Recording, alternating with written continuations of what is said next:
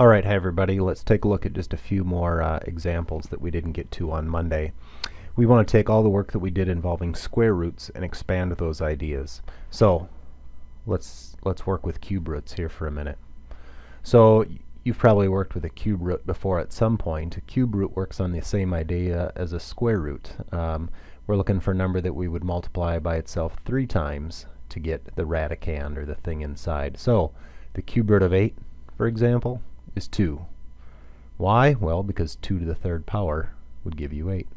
Now we call the number in front of the root sign here, in this case it's a 3, that's the index of the root. And you can have a third root, or a fourth root, or a fifth root. Usually we work with square roots. So that index is usually not even there. And if it's not even there, then we just treat it as a square root. Now, a couple differences between cube roots and square roots. Since negative 2 raised to the third power is negative 8, that means we can actually take the cube root of a negative number. The cube root of negative 8 would be negative 2, because negative 2 to the third power is negative 8. So that means that it's okay to have a negative under the radical sign when we have an odd index. So we can take a third root, or a fifth root, or a seventh root of a negative number, but we can't take a square root, or a fourth root, or a sixth root of a negative number. And that also means that when we simplify, we don't have to worry about absolute values. So let's look at these 4 examples on the bottom. Okay. The first one, the cube root of 125. Now you might be able to identify 5 as the cube root of 125 because 5 raised to the third power would give you 125. But the reason that I've got this example on here is I want to make sure that you can type that into your calculator as well. So take out your calculator and make sure that you can type in the third root of 125. Every calculator is a little bit different, but any scientific calculator should be able to calculate that. So before going any further, pause this and make sure that you can calculate the cube root of 125 and that your calculator says 5. Now, the cube root of 1 over 64, well, again, just like square roots, we can treat the numerator and denominator separately. So the cube root of 1, well, that's 1. The cube root of 64, that's going to be 4. So we end up with 1 over 4.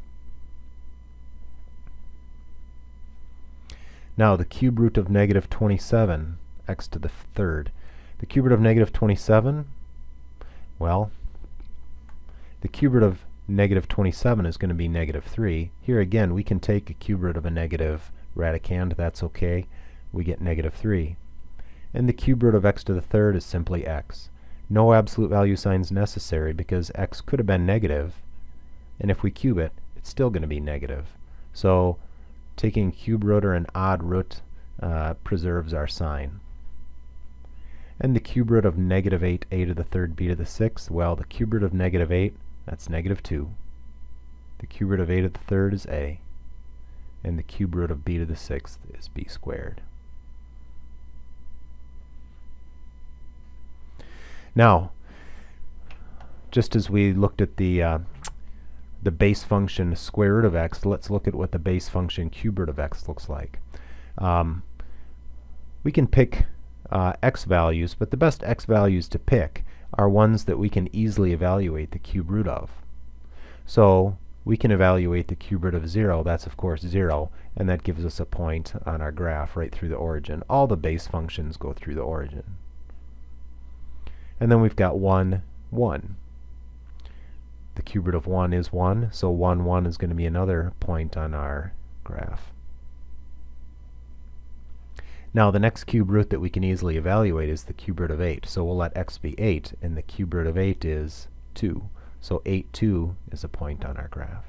So if you look over here at the right side of this graph, it looks a lot like the square root function, but it doesn't climb as fast, so it's a little bit flatter than the square root. But more importantly, we can plug in negative values into the radicand on a cube root function. So the cube root of negative 1, well, that's negative 1. That gives us a point to the left of the origin. And we can also evaluate negative 8. The cube root of negative 8, that's negative 2. So we get points off to the left as well. So if we run a nice smooth curve through those 3 points, we get the cube root function, and that is your 6th base function that you now have. So we could translate that up, down, left, or right, or flip it just like we've done many of the other functions. And you'll have some problems like that in your WebAssign assignment.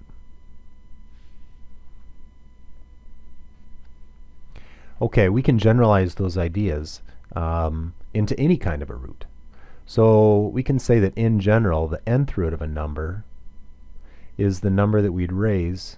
I said that kind of strangely. The nth root of a is going to be the number that we'd raise to the nth power in order to get a. And so we really break these into two cases. Cases where we have an odd index, like a third root or a fifth root, and cases where we have an even index, like a second root or a square root, or a fourth root or a sixth root. In general, when we take an nth root of x to the n, if we're dealing with an odd index, we don't need the absolute value sign because these values could have been negative and our root would be negative. But if our index is even and our power is even, then we need to apply the absolute value sign because squaring or raising to the fourth power will lose the negative sign on x.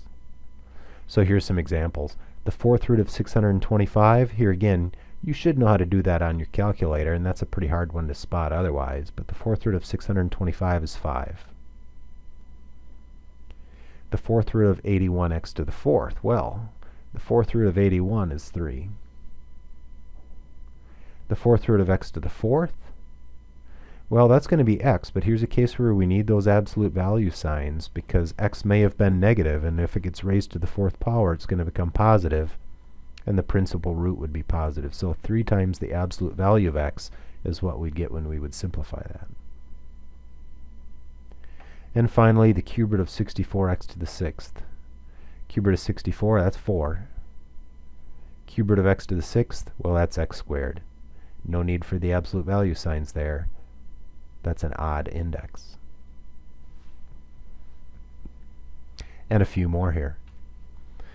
All right, well, the first one, the fourth root of negative 1. Well, is there any number that we can raise to the fourth power to get negative 1?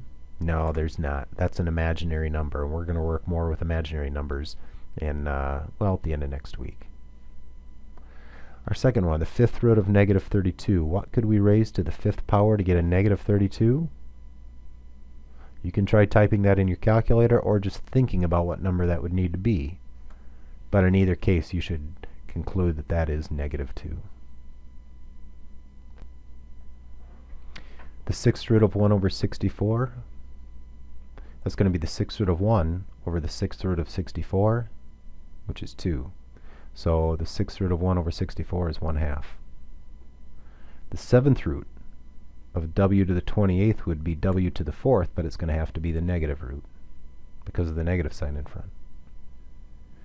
Now the square root of this trinomial, well, we'd have to factor that trinomial to find out if it is something squared, and it is. It's the square root of x minus 8 squared when you do your factoring. Well, that means the square root of x minus 8 squared is simply x minus 8, but that could have been a negative value, so we need the absolute value signs on there since that's an even index. And similarly with the bottom right expression here, factor that trinomial, it factors into x squared plus 3 squared. If we take the square root, we'd have x squared plus 3. Now usually we'd need absolute value signs on that, but x squared is going to be positive anyway, and adding 3, this is going to be a positive number no matter what, so we don't have to worry about it ever being negative. That'll always be positive. Okay, well those examples should help you along and finish out the concept. We'll be building on these ideas more on Thursday, but go ahead and finish the WebAssign now, and don't be afraid to click on Ask Your Instructor if you get hung up on any of these.